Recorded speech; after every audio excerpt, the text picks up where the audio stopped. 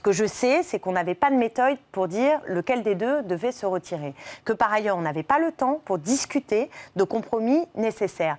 Il faut gagner. Il faut se rassembler, mais il faut le faire pour mener une autre politique. Sinon, on désespère plus encore si on n'est pas capable d'avoir une proposition qui soit claire. Regardez, moi je vais prendre un exemple concret.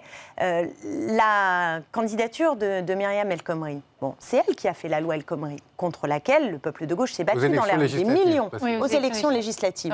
En face, il y a Caroline de Haas. Bon, je me demande si c'est pas même sur ce plateau. Benoît Hamon lui dit, mais alors...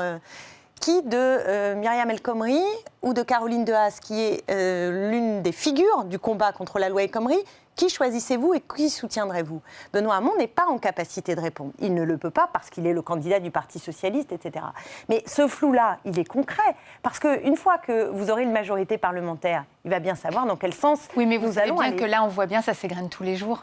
Les anciens ministres, etc., partent chez Macron de plus en plus, font défection les uns après les autres. C'est une difficulté. La manière dont Valls... Parce que nous l'avons dit, je pense qu'on ne peut pas aujourd'hui rassembler ceux qui ont soutenu cette politique gouvernementale et ceux qui l'ont combattue.